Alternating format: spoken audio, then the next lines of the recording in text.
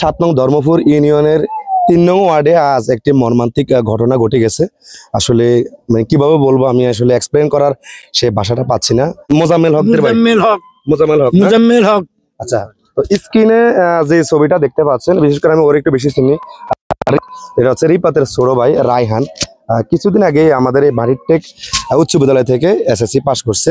তো মেবি বিজ্ঞান কলেজে পড়াশোনা করে, নোয়াখালী বিজ্ঞান কলেজে। ওখানে নাকি কোথায় মেসে থাকে। তো ঘটনাটা একটু বিস্তারিত তুলে ধরতেছি। ইয়ার দাদি ধরছে ব্যাগ সোলাইছিল, ওই ব্যাগ দাদি রাই দিছে, ইয়ার উড়ি যাইছে হতে গেছে আর হোলানিও ধরছে। ইয়ার বাবা যাচ্ছা এইটা রূপে যাইছে।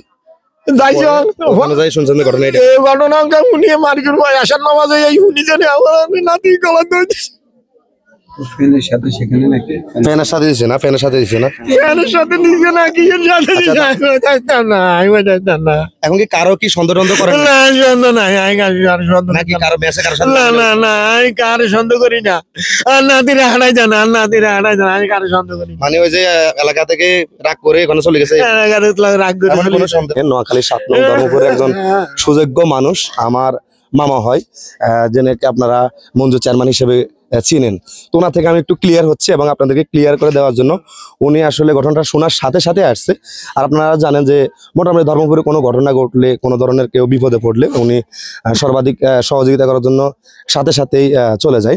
আসসালামু আলাইকুম মামা, আপনি যে আসছেন বা সবার সাথে কথা বলছেন, কথা বলে আপনার কাছে কি মনে হয়েছে? আমি যেটুকু দেখেছি, আমার যেটা মনে হয়েছে যে আমাকে ওই ছোট ভাই সোহেল ফোন করেছে যে এরকম একটা ঘটনা ঘটছে।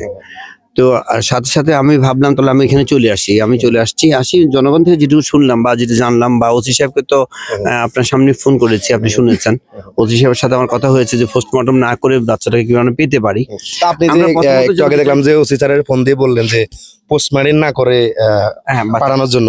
তো এখানে আপনি না, পোস্টমর্টম না করে পাঠানোর জন্য এই জন্য বলছি, যদি যেহেতু ওনারা কাউকে দায়ী করছে না, আর যেহেতু আমিও শুনেছি ওসি সাহেব বলছে বা লোকজন থেকে আমরা যেটা জানছি যে দরজাটা ভিতর থেকে বন্ধ ছিল এবং ওখানে কেউ ছিল না। যেহেতু দরজা ভিতর থেকে বন্ধ ছিল, রুমের ভিতরে কেউ ছিল না, স্বাভাবিকভাবে তাকে কেউ মেরে চলে গেছে, এটা তো আর বোঝার কোনো বলার সুযোগ নাই। এটা ওনাদের থেকে কমপ্লেইন নাই।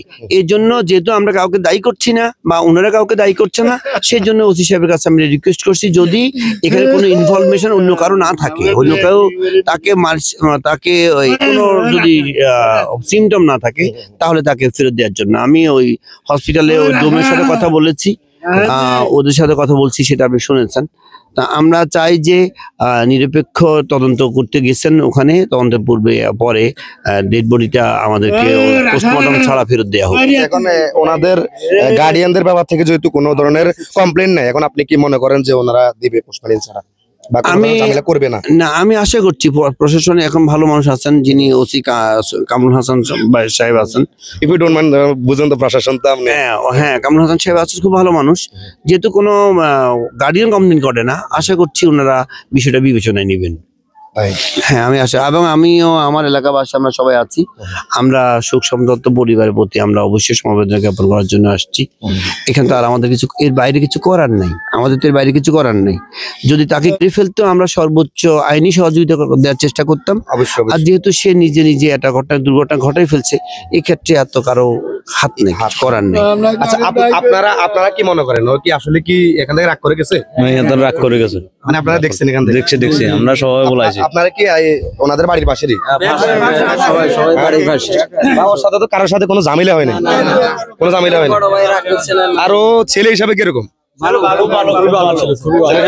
খুবই ভদ্র, মানে কারোর সাথে কোনো ঝামেলা নেই।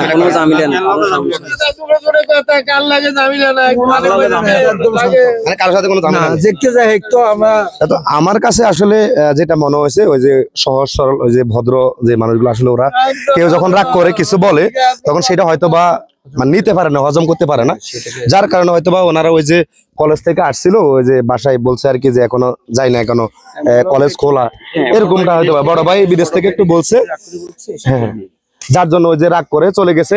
তো আমার আরেকটা জিনিস ভালো লাগছে, সেটা হচ্ছে ওনার যেহেতু উনি দাদা হয়, তো এলাকাবাসী অনেকে আমি জিজ্ঞাসা করছি, ওনাদের কথা হচ্ছে আমরা নিজেরা সহ ওরে রাখার জন্য বলছি যে রাগ করে যাতে না যায়। ওই সময় নাকি খেলা হচ্ছে, ওরাও নাকি ওরে বাধা দেওয়ার চেষ্টা করছে, ও রাগ করে চলে গেছে। তো ভাবছে হয়তো বা ওর নানুর বাড়িতে যাবে, অনেকে বলছে ওর নানুর বাড়িতে যায় কখনো রাগ টাগ করলে। তো ওখানে যায় যে এই ঘটনাটা ঘটাবে আসলে কেউ কল্পনা করতে পারে নাই। কারো কি সন্দেহ টন্দেহ করেননি আপনি? রাগ করে গেছে, রাগ করে গেছে। আমার উতেরে কোনো কিছু করি না, আমার ছেলেরে সুন্দর করি নিয়ে আইব, কোনো কিছু কাড়িছি যে না রাখে আমার বাবা আমার মতন, আমার কথা শুধু এটাই, আমার বাবা যেমনি গেছে। তো এটা আসলে এখন কি বলবো, ওর এই ঘটনাটা দেখে আপনাদের মাঝে একটা মেসেজ আমি দিব, সেটা হচ্ছে আপনারা যারা অভিভাবক আছেন যে অন্তত আপনাদের ছেলে সন্তান কি করে বা কেমন, এবং সবসময় নজরদারিতে রাখবেন। আর এমন কিছু করবেন না যে যার কারণে হয়তো বা তারা এ ধরনের ঘটনা ঘটাতে পারে। আমি আপনার সাথে একটু যোগ করি, সেটা হলো যে আমাদের প্রত্যেকের উচিত সন্তানকে ছোটবেলা থেকেই, ছেলে হোক মেয়ে হোক, তাদেরকে সুইসাইডের খারাপ দিকটা বুঝে বলা। যেটা খারাপ জিনিস, সেটা যেটা মহাপাপ, এটা করার পরবর্তীতে পোস্টমর্টম করতে হয়। এই পোস্টমর্টমের সময় একটা খারাপ বৃষ্টি ঘটনা আছে, তারই অনেক কিছু করতে হয়। তো সেই ক্ষেত্রে আমাদের সব বাচ্চাদেরকে এখন থেকে বুঝাতে হবে এটা একটা জঘন্য পাপ, এটা করা যাবে না। জীবন মানে সমস্যার সমাধান আছে, জীবনে অনেক সমস্যা হবে, সমস্যার সমাধান হবে। এখন আমাদের মা বোনদের মধ্যেও কিন্তু ইদানিং প্রচুর আমরা মহিলাদেরকে দেখতেছি, মহিলারা কথায় কথা স্বামীর সাথে একটু ঝামেলা হচ্ছে, মা বাবার সাথে ঝামেলা হয়েছে, কোনো সে কাউকে পছন্দ করে, মা বাবা সেখানে দিতে চাচ্ছে না, সে একটা সুইসাইড করে ফেলছে, হয়তো বিষ খাচ্ছে না, গলায় ফাঁসি দিচ্ছে, সুইসাইড করতেছে। আমি আপনাদের সবার, আপনার মাধ্যমেও না, আমি আমার গোটা এলাকাবাসীকে, দেশবাসীকে এটা মেসেজ দিতে চাই যে সন্তানকেও এটা বোঝানো গার্ডিয়ানের উচিত যে এটা একটা মহাপাপ, খারাপ কাজ।